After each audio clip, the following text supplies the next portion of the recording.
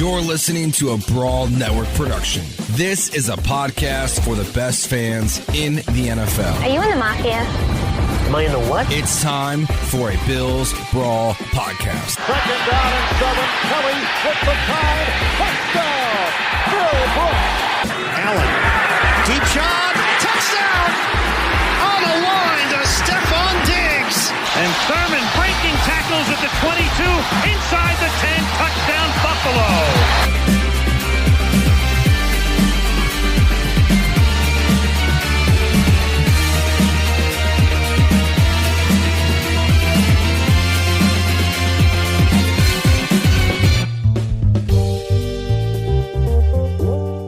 Another episode of the Bills Brawl. I'm your host, Mike Lindsley, at Bills Brawl, at Mike L Sports on Twitter. We bring him in, the longtime Buffalo Bills insider, columnist.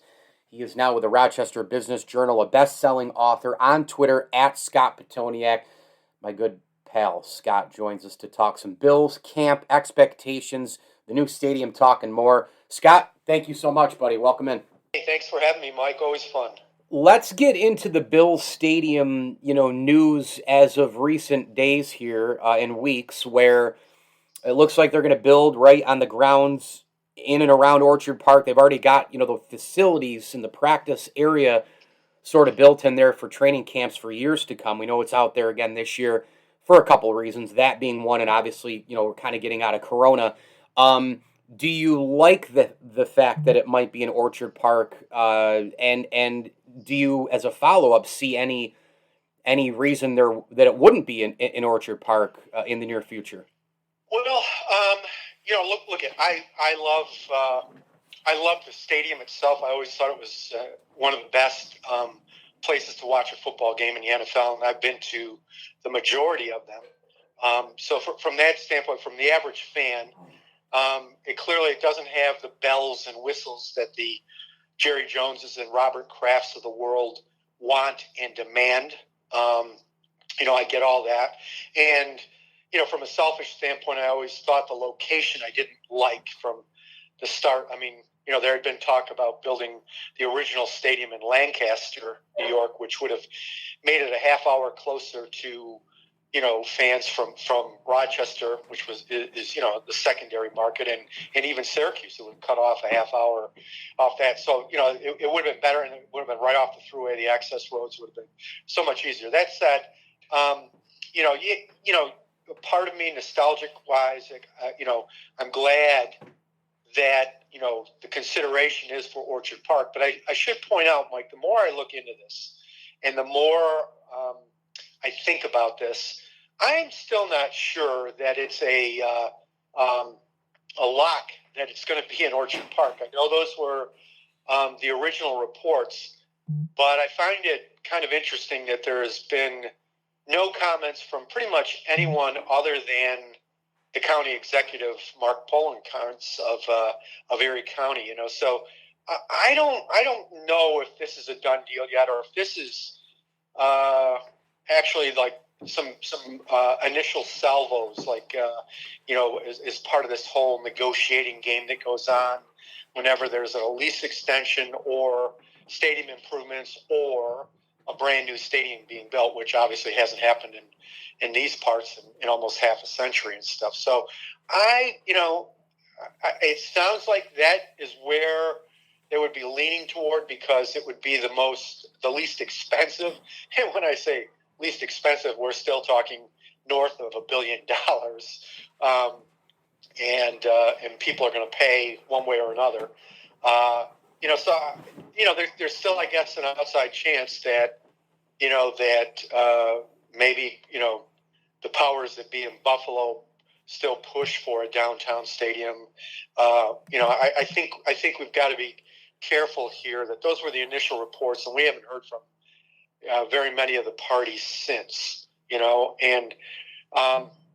Going downtown would be much more expensive, and it also would change the dynamic. The Bills are known for tailgating and having the spaces out there in Orchard Park to do it, and do it, big time. You're not going to have that same situation in the city. It's going to be more cramped. You're going to have more shuttling in from different parking lots that are far away from, where the stadium would be built and so forth. So I guess I would just take a wait and see attitude right now, because I don't know if this is a done deal. These are just kind of the, early salvos being fired here. And the other thing, that I pointed out in my column when this news first broke is that I just don't see, Mike, any way. How are you you're not going to do this playing games in Toronto, or even more ludicrous, playing games in Happy Valley, Penn State. That stuff's not going to happen. I can't see the Bills playing even a minimum of 2 seasons on the road, so that, this can be built in Orchard Park.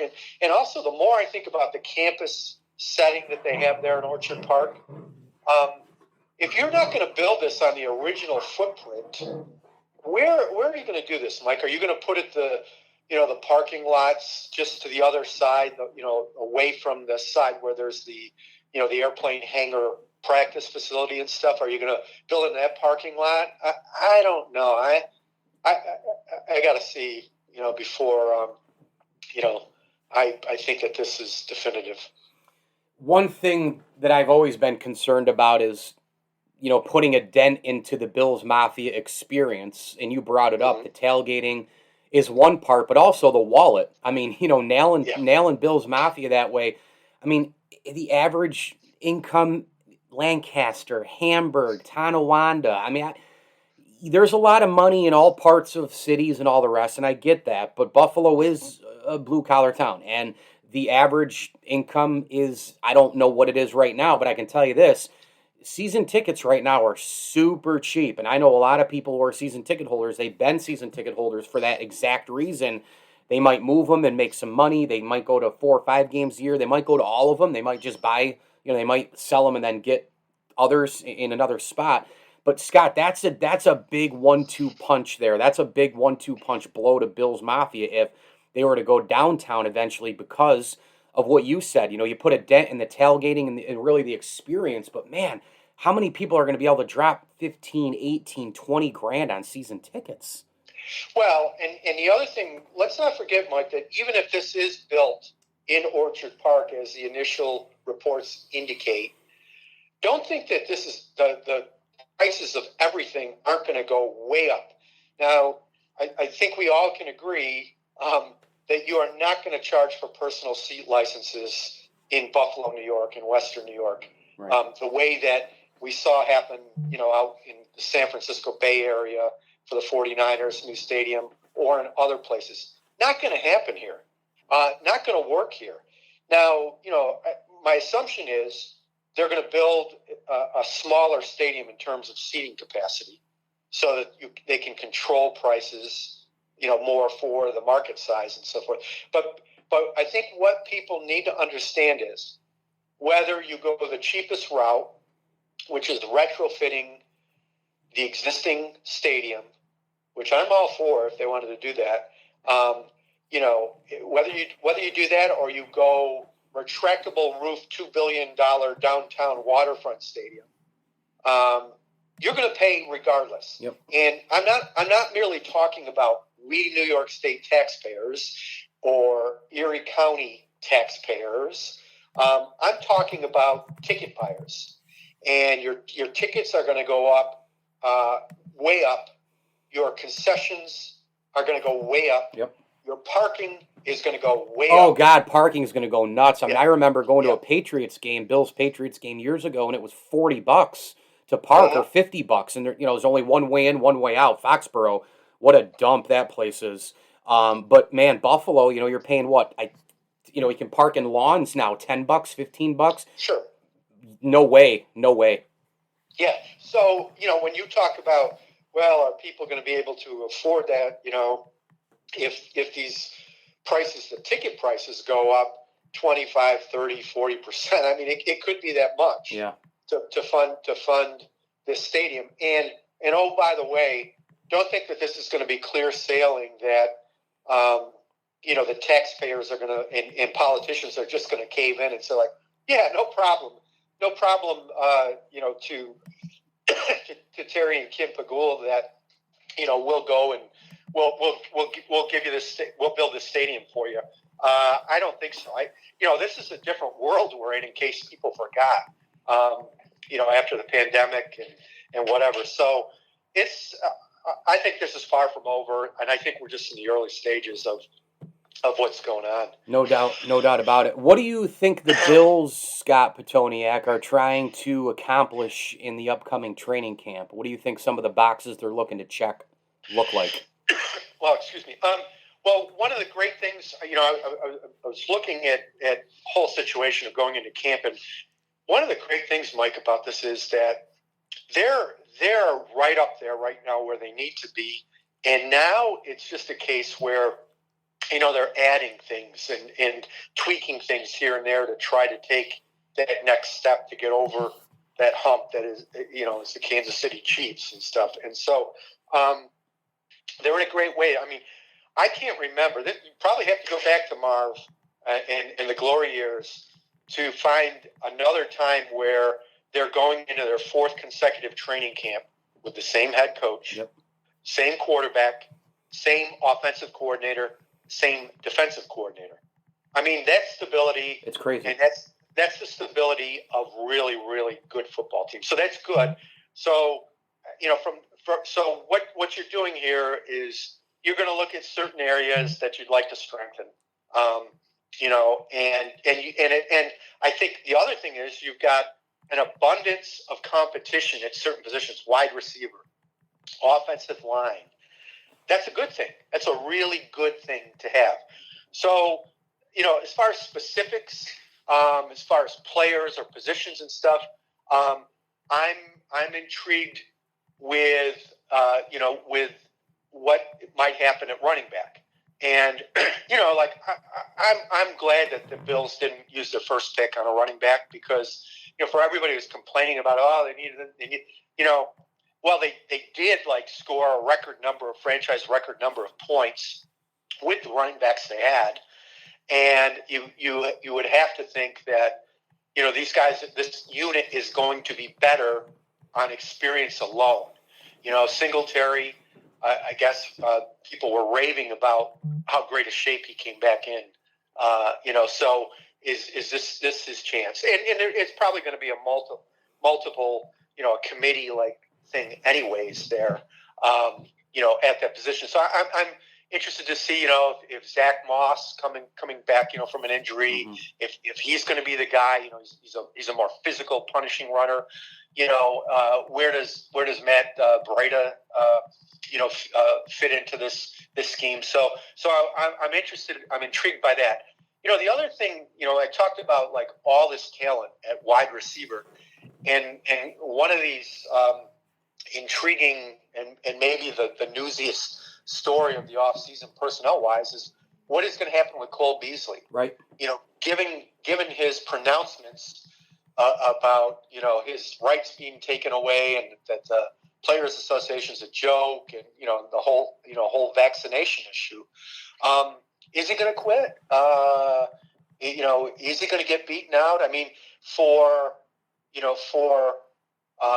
Sean McDermott to, come out publicly, about the issue, really, I think spoke legions because he doesn't say anything public. He knows what he's doing every time he speaks to the press, and usually, he masters what many really good coaches do in saying nothing, right? The art of saying nothing, and certainly not, publicly criticizing or even slightly indicating that he's criticizing publicly one of his players, So I wonder how that is going to play out. But as good a slot receiver as Beasley was, and he certainly is, among the best in the league by any measurements you want to do as far as that position. I do think they've got enough players that at that position that can fill that role. And and as it stands, they play so many 4 wide receiver sets anyway. So I think that's going to be interesting to see how that all plays out. That regardless, Beasley's going to continue to be asked about it. And is this going to be, an ongoing distraction, so to speak? I'm also interested to see with the offensive line, Cody Ford to me is the one, like, it's put up or shut up time for him. Is he gonna finally play, up to the level that a high draft pick should be playing, in his third year, I think, in the league, or is he going to get beaten out, which is a distinct possibility as well. So, there, and then I think defensively, what's most intriguing to me, Mike, is just is the edge rushers.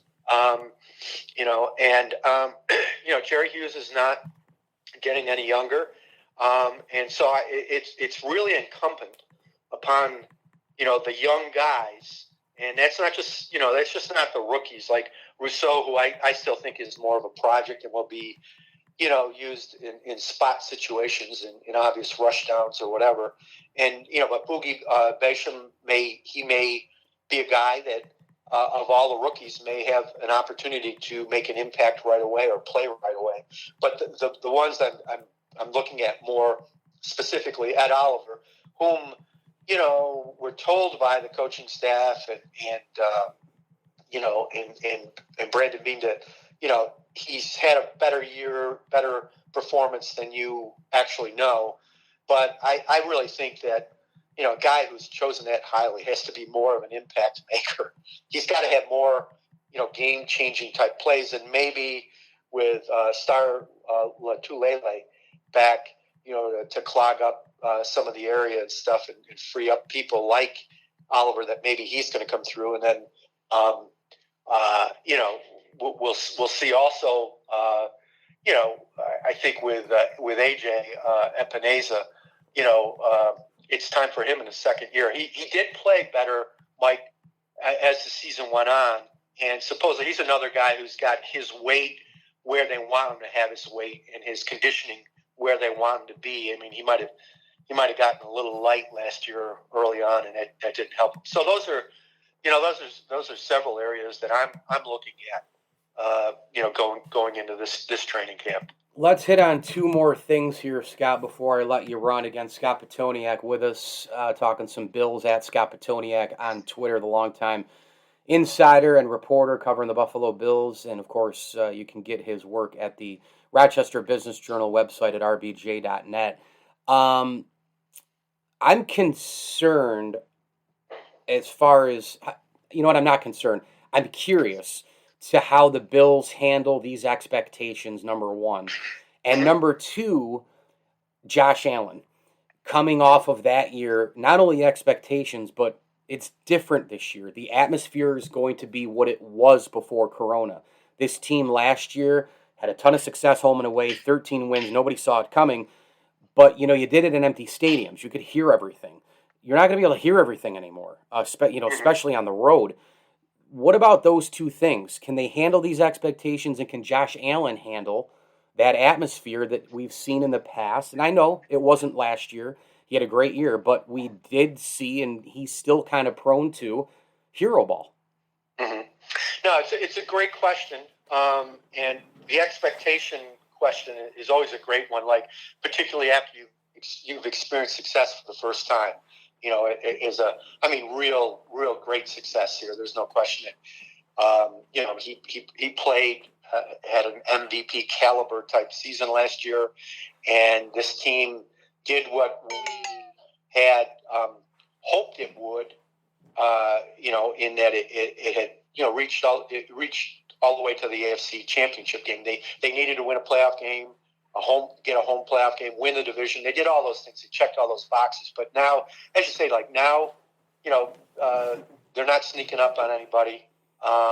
And there's going to be a greater, hotter spotlight that's going to be analyzing, Josh as we go through here. I'm confident that he's going to continue to progress. I don't think he's going to necessarily have the numbers he had last year, and maybe that and that isn't necessarily a reflection that he's regressed or whatever. But it is going to be interesting to see how he handles that. And and you mentioned about you're going to be going into hostile places places that are truly hostile. It's going to be more than just my bed was a little lumpy in the hotel or whatever the night before the game.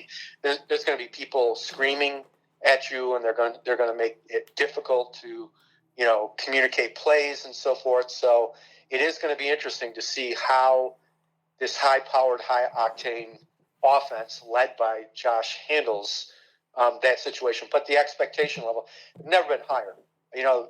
Bills fans always whine about they don't get the respect. They don't get the national respect, which to me was always a stupid thing. Like, what do you care? If your team is doing the job on the field, who cares if we're not being respected nationally or whatever? That doesn't matter. But so now you're getting it, and you've got national commentators and analysts and so forth who say like, yeah, Super Bowl, yeah, long shot could win the Super Bowl, blah blah blah blah blah. It's expectations that you haven't had for a quarter century. How are you going to handle it? Now again, I'm confident in Josh. I think he's an incredibly hard worker, focused. I don't think like he had some off season where an Aaron Rodgers off season, or he's going to go host Jeopardy and play all these golf tournaments and play all these games as far as am I coming back or not, so I think he's going to be focused. I think of greater concern, Mike, it's always the thing that we can never predict or account for, and that is injury. He's got to stay healthy. Again, I love the fact that Brandon Beane went out and got Mitchell Trubisky as a stopgap, but we know that Mitchell Trubisky's not going to win the Super Bowl for you. He can keep the ship going if need be. If there's a short stretch where Josh is out or something like that. But that's the thing I always worry about, and I think going back to your point about hero ball, Mike, is that one of the other bad aspects of hero ball is not just forcing the issue and maybe forcing an interception, but Josh has a tendency still, to make himself quite vulnerable to bad hits, to injurious hits. And that's concerning to me because, again, it all flows from 17. He's the reason why we're talking about this team as a Super Bowl contender. So he's got to stay healthy. He's got to stay focused. And I think he'll be okay mentally otherwise. I think he'll handle it okay. I really don't see that was some sort of fluke or there's going to be major regression. I would be shocked if that happens. Okay, final thing, Allen contract. Are you surprised it hasn't gotten done yet? Yes and no. I think that I guess his people could look at it from the aspect like, look at the cap is going up next year. So I could wait it out and get even more money or whatever. Mm-hmm. Of course, you ask yourself how much is too much after a while. How much do you really need? And I don't think he's one of those ones. But he could be in position to get the highest contract in NFL history. He could surpass Mahomes, maybe not in terms of length or whatever, but yearly salary or whatever. So he's playing it that way, and I really don't believe that Brandon Beane and McDermott are waiting out to see if last year was a fluke or not. I think they're all in as they should be, but they've got to look long term too, and not get themselves into positions that other teams have gotten themselves into with onerous long-term contracts in which they can no longer keep the people around the star quarterback to enable him to excel. So I'm not worried about it. It's going to get done. He wants to stay. They definitely want him. We'll see where it goes. And Mike, it can be structured in so many different ways. Gosh. How can you figure out? It's like a Rubik's Cube sometimes. You try to, but they can structure it and they can restructure it. Tom Brady did it a million times over, and probably in his case, he took under market value for 20 years in New England there and to help his team. But Scott, by the way, that Rubik's Cube can be you turn it one way, you're like, does that fit? That says 31 million. Turn it to this, 32.5 million. 33 million. And then the years are on the other side, and you kind of have to mix it in, Right, and guaranteed, like, what am I getting up front? Yeah. How am I going to help them out cap wise and help myself out? Like, oh, you want to keep these guys that you're throwing the ball to? Oh, you want to keep these guys who are protecting you or whatever. Well, it takes money. Yeah, and so you're part of that equation, and we'd like to have you be part of it and see how you are part of it. And yet, hey, I want my money, and we know that quarterbacks rule. It's kind of like they've taken a page from the NBA stars, that hey, we got the power now, and we want the money. Show us the money. So, but again, I really don't have any concerns that this is all going to get worked out in a way that both parties are happy about. But again, there's talk that that Josh's people don't want necessarily as long a term contract as like Mahomes did, with the decade-long extension, whatever, that he wants something shorter. And if you do that, that does then kind of make it more difficult to fudge and play around with the numbers to help you out with the cap space. Rochester Business Journal, rbj.net. Check out his pieces. Scott Pitoniak at scottpitoniak.com, at Scott Pitoniak on Twitter, I should say, and scottpitoniak.com. Make sure you visit Amazon and your local bookstores to pick up all of his books as well. The longtime Bills reporter and insider and best-selling author and storyteller. Scott, thank you as always, my friend. We'll talk soon. Hopefully I can see you this summer. Hey, I hope so too, Mike. Thanks so much.